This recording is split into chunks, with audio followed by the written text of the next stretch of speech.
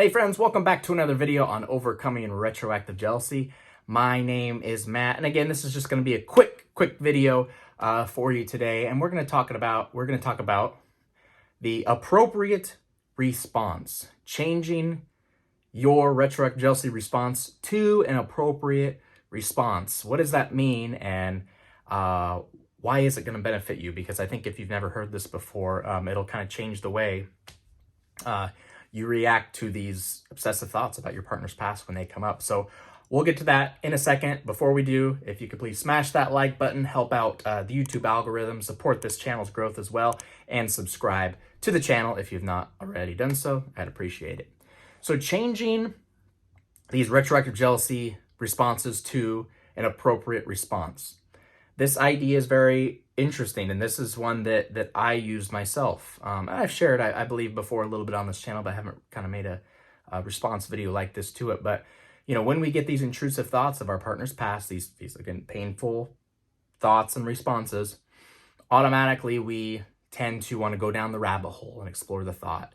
We tend to want to ask a question, you know, get back to feeling good as quick as possible, get this answer. You know, some of us like to go on social media, go through the phone of our partner, anything to figure out the answer to these questions, these thoughts that are coming into play.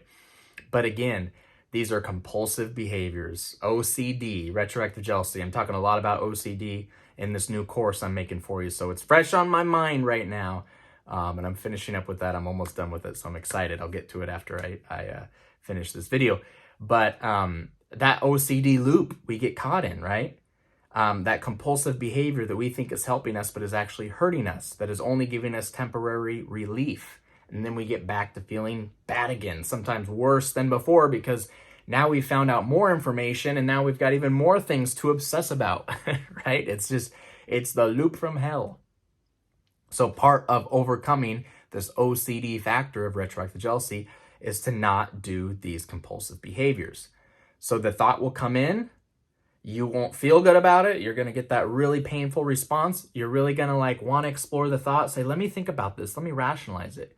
You're really going to want to say, well, you know, my girlfriend, my boyfriend, they told me yesterday about this in their life, so I bet if I asked them, I'd be able to get the answer. Or you'll be able to be like, well, I know my partner's log into their Facebook, so I can go back and check the message history and see if that was actually true. You're going to want to do all that, right? You're going to feel the need to do that. Those are all compulsive behaviors, but you're not going to do it. You're going to sit with the discomfort. You're going to sit with the need to do something that I have to. And you're not going to do it. Okay? It's tough. It don't feel good, but that's how you break through this thing. And this idea of changing to an appropriate response is kind of goes something like this, or the way I see it. What does I'll say the word normal, I don't mean normal because what is normal, but a person that, you know, a normal person, someone that's not suffering from retroactive jealousy, not going through it, if they got a thought of their partner's past, what would probably an appropriate response for them be? Obviously, they're not suffering from all the anxiety that we're feeling. You know, they're probably not in tune with doing a bunch of compulsive behaviors and things like that. You know, so what's an appropriate response? And the way I always kind of put myself there was, okay, if someone without retroactive jealousy got this thought, they probably go like, oh, why did I think about that? Like, that's in the past. That's not worth thinking about. That has nothing to do with now. I don't want to think about it anymore. And then they just stop thinking about it, right? That's the rational mind, the normal level nervous system that's not maxed out and all over the place. So I kind of started, you know, almost doing this idea of like fake it till you make it, or like doing a like alter ego effect almost. So whenever that thought came in and I wanted to do a compulsive behavior, I wanted to ask a question, I would ask myself, what would somebody that's not suffering from retroactive jealousy, how would they react? What would a appropriate response be? Would someone not going through this need to dig and find answers? No. There would be no need. There's no anxiety behind these thoughts coming in. So again, the appropriate response would be like, that's not worth thinking about right now. And then they'd go back to doing whatever they're doing. Or why did that even pop into my head? Or this doesn't even matter. subtle little simple changes to your thought structure like that. Or just thinking about somebody, it could be like a celebrity. Let's say it's like, I don't know, The Rock, okay? He's a big buff dude. When you think of like The Rock, Dwayne Johnson, you see him, big, tough, SOB, walking around full of confidence. That's what we see. You can channel that. Say, what would Dwayne Johnson do in this case when intrusive the thought? It would bounce right back off of me. Wouldn't care. He's got too much going on. He's full and beaming of that confidence. So it's a matter of being able to say, you can channel, you can be anybody you want. You can respond however you want to respond. Now, your brain isn't necessarily going to follow suit and make you feel 100% good right off the bat. You'll still want to do some compulsive behavior, like you'll still feel that anxiety, but you're slowly rewiring your brain's thought patterns to not go down the thought route of I have to do this compulsive behavior. You're rewiring those thoughts to be more of, this doesn't concern me. This has nothing to do with right now. I love my partner for who they are now, not the past. The past is irrelevant. The past is just an image in my head. How do I even know that image is real? It has nothing to do with now. I'm confident. I'm strong. These thoughts bounce off me. I don't need to explore it. You don't need to like pile all that on at one time, but just say, a couple words to yourself that can slowly start to rewire your brain to not needing to go down these deep, dark rabbit holes to explore these thoughts, because I'm telling you, it doesn't work. I'll tell you a million times, it doesn't work. No matter what your compulsive behavior is, no matter what the situation that you and your partner are in with their past, whatever it is, these compulsive behaviors will not work. Will not work. No matter how much you think it will, no matter how badly you want to do it. I know, that was me. I did them all. I did all the compulsive behaviors, but they didn't work. And the things that I did that I'm telling you worked. And now here I am. I've overcome retroactive jealousy. These thoughts of my partner's past that used to drive me nuts, that used to drive me crazy, that I needed answers to. Guess what? I never got answers to.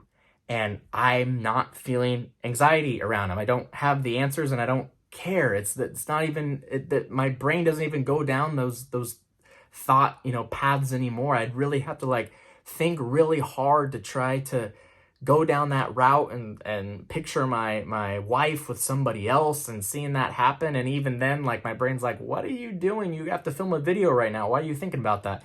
And boom, I come right back to the video. It doesn't even affect me. It's gone.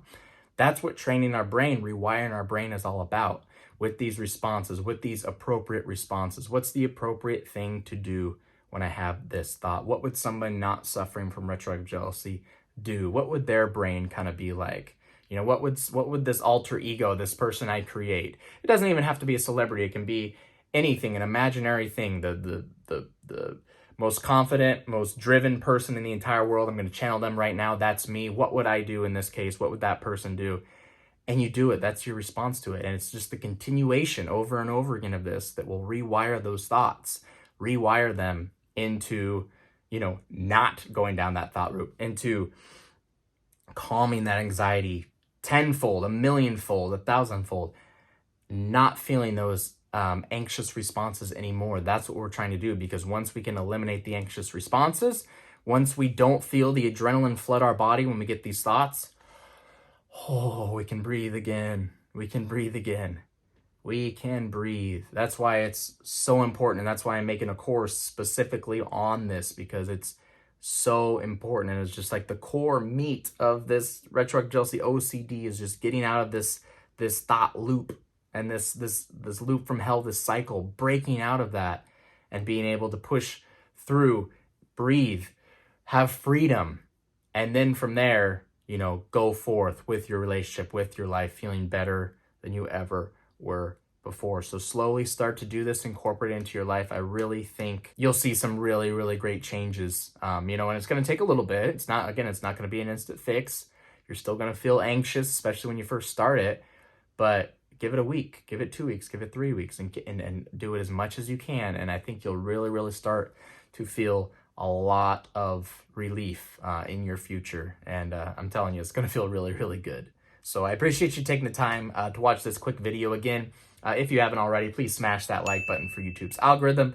Subscribe to this channel if you have not already done so. Of course, check out the links before you go in the description below. I've got some freebies down there. I've got a free meditation, a free Facebook group for retroactive jealousy sufferers, and then I also have my Retroactive Jealousy 7-day course. If you're not already enrolled in that, please check that out. And I have a coaching program through the WhatsApp platform, which is really, really cool, that you can check out if you want to talk to me, see my face every day, or hear my voice every day. Oh boy. But that might be a lot of fun to check out for you. So I'll let you go for now. I'm going to finish up on this other, this course I'm working on, and we'll release that hopefully later in the week for everybody to check out. Again, I'm so excited about it, but I'll let you go for now. See you next time. Take care, everybody.